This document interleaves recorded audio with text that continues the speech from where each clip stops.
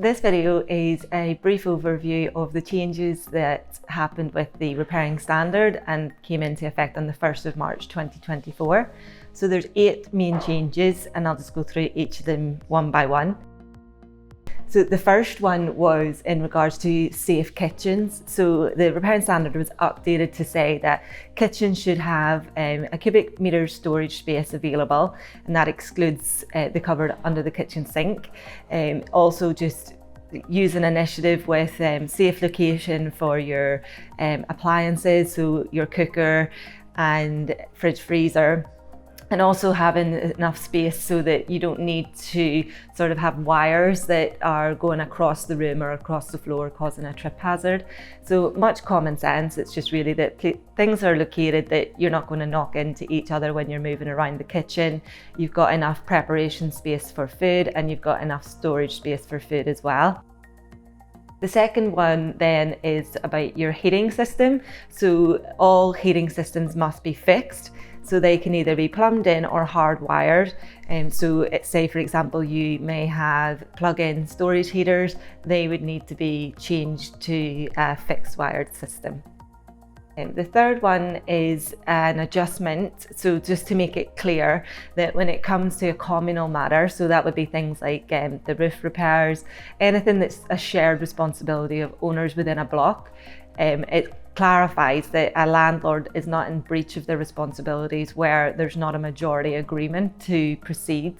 That being said though, the landlord has to agree and take reasonable measures to ensure that the works are going ahead. But ultimately, if there are other owners that are sort of preventing or holding things up, you're not in breach directly within the repairing standard. So that moves on to 2 other areas then that are regarding the common areas. So the repairing standard has been updated just to make sure that common areas are safe and accessible.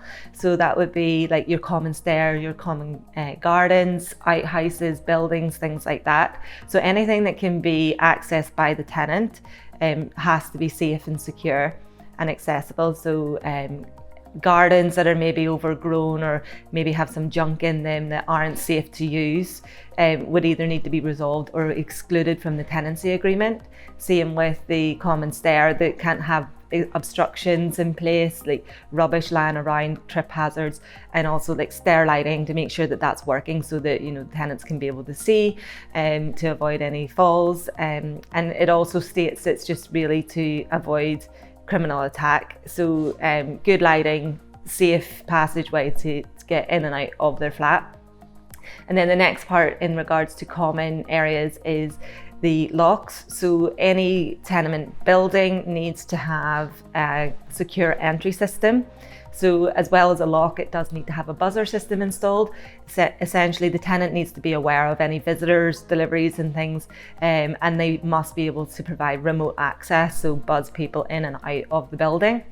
And then with the locks, so any locks on the common stairs, so that's front and back door, must be able to be exited without the use of a key.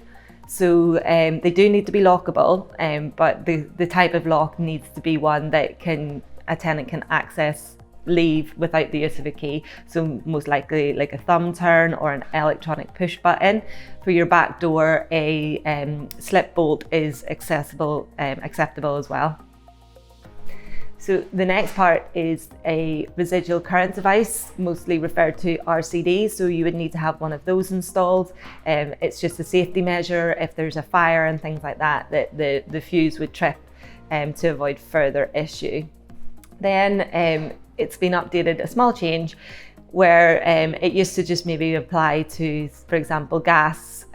It's changed that it now refers to all other fuels must be in reasonable working condition and tested to make sure safe. So the last one then is regards to lead pipes. So this requirement has changed a few times since the new legislation was released, with the latest update on February, just at the start of February there. So essentially what it states is that between the kitchen sink and the boundary stopcock, there has to be no lead present in the plumbing. So the only way to guarantee that there is no lead present is to have a water test, and the water test has to be analysed at a laboratory. So you can't get your own home test kit off Amazon or online or anything like that. The lab would provide the equipment for you to carry out your sample, and then they would give you your results essentially. Depending on your results will be dependent on whether there is lead present and if that needs to be investigated further. So a plumber would need to attend to see if they can trace where the lead is. If the lead is present in your private property, then you would be required to have that removed, and then you would have a further test carried out afterwards. The same again with the laboratory. If they can't find any lead, then that would indicate that it's potentially in the common areas. So that would fall under the common repairs. And again, if you take the necessary measures, however, it's other owners that are holding things up, you aren't in breach of the repairing standard. And also there's going to be some areas that Scottish Water would be responsible for, so they would be able to give you the advice on the best way to proceed when it's their responsibility as well.